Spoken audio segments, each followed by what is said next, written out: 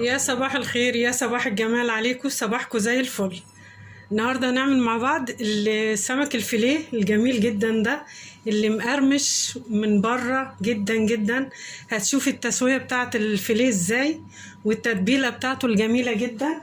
يعني شايفة تسمعي صوت الفيليه مقرمش جدا جدا من بره زي ما انتم شايفين كده اهو، من جوه طري جدا وحلو.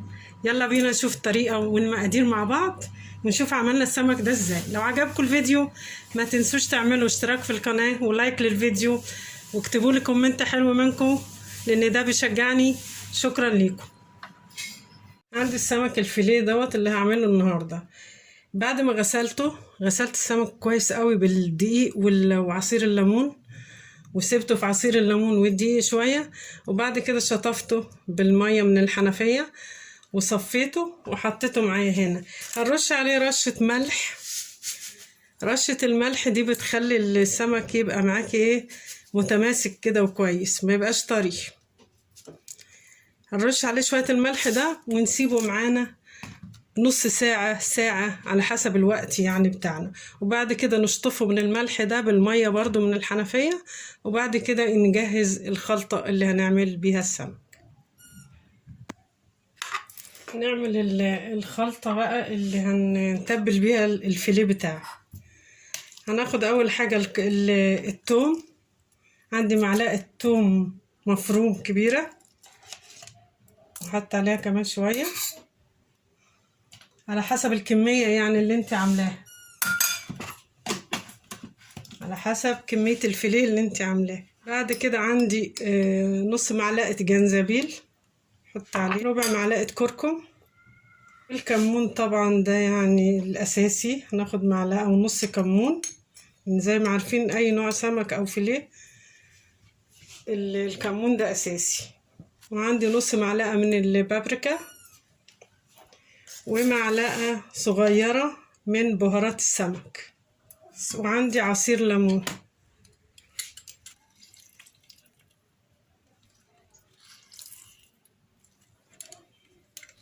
كل الحاجات دي والليمون ده اساسي برضو في الخلطة اللي معانا دي. تتبيلة الفيليه دي فيليه يطلع معاكي حلو ومتحمر كويس ومقرمش، ما يبقاش طري.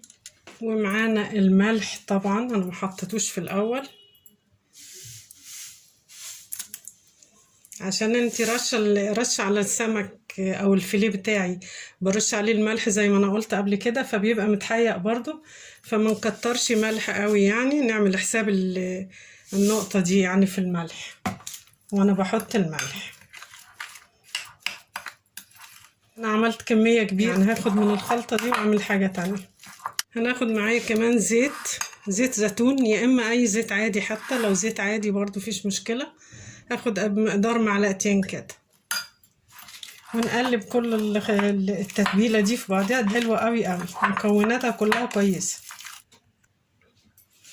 هناخد من التتبيله دي، اتاكد ان كل الفيليه تشرب من التتبيله وخد منها. هنعصر عليها الليمون ونسيبها برضو شويه، ربع ساعه، وبعد كده نكمل. معايا الدقيق هنا، شويه دقيق حطيتهم حوالي كوبايتين دقيق. هحط عليهم شويه كمون ساده من غير ملح، مش هحط ملح تاني. وهحط شويه بهارات سمك بس، واقلب الدقيق ده بالكمون وبهارات السمك ده برضو اللي هنغلف بيه الفيليه دلوقتي قبل ما نقليه.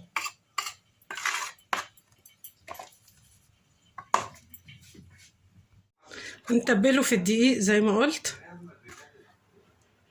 ناخد القطعة كده ونضغط عليها كويس قوي بايدي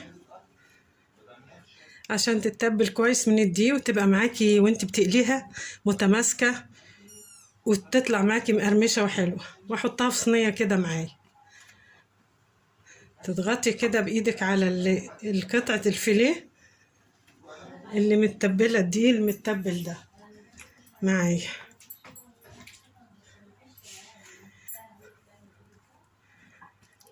كده اهو.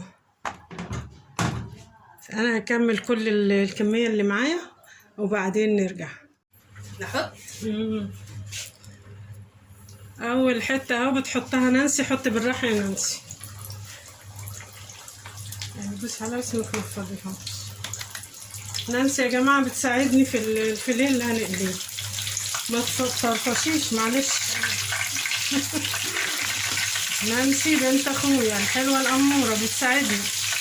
يلا يا قمر.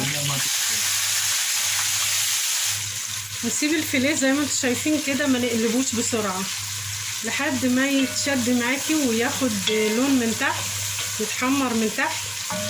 لو لم نبتدي نقلبه، لان لو قلبته دلوقتي او حفيته حتى بالشوكه او باي حاجه ماسكاها هتلاقيه يطرى معاك ويتفتت في الزيت. بعد ما قلبته اهو خد اللون الذهبي زي ما انتم شايفين كده. لسه القلباه دلوقتي حالا، فبنقلبه مرتين ثلاثه، ما نقلبوش مره واحده. لو قلبتيه مره واحده بعد ما تطلعيه هتلاقيه طري معاكي برضه. الفيليه لازم تقلبيه كذا مره وما تطوليش عليه علشان ما ياخدش لون غامق، يفضل لونه ذهبي ومقرمش. هنبتدي نطلعهم. شايفين اللون عامل ازاي؟ شايفين مقرمشه جدا قطعه الفيليه معايا. لما تعمليها بالطريقه دي اي نوع سمك، اي نوع فراخ بانيه، اي حاجه تعمليها بالطريقه دي تقلبيها كذا مره تبقى معاكي مقرمشه من بره وطريه من جوه زي الفل. يلا يا نانسي.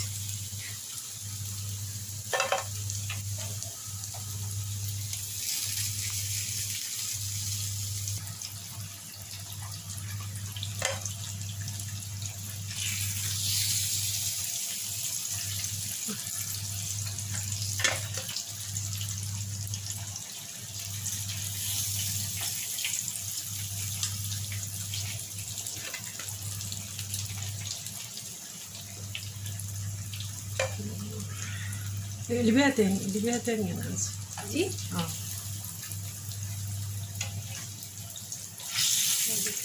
بسيطة مش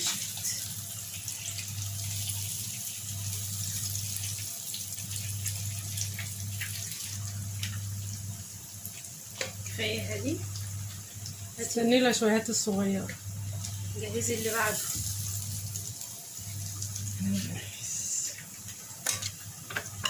هنطلعها بالمرة.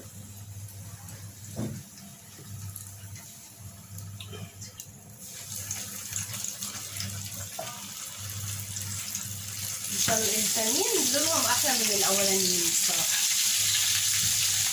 حطي دول جنبهم بس، والقطعتين الفتافيت دول حطيهم وكده تمام.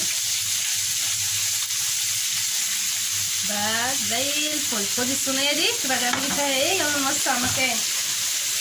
ده الفيليه اهو، شايفين عامل ازاي؟ جميل جدا بجد، تحفه خالص يعني. اعملوه بالصحه والهنا. لو عجبكم الفيديو ما تنسوش تعملوا اشتراك في القناه وتكتبوا كومنت حلو وتعملوا لايك للفيديو الجميل ده. شكرا، بالصحه والهنا.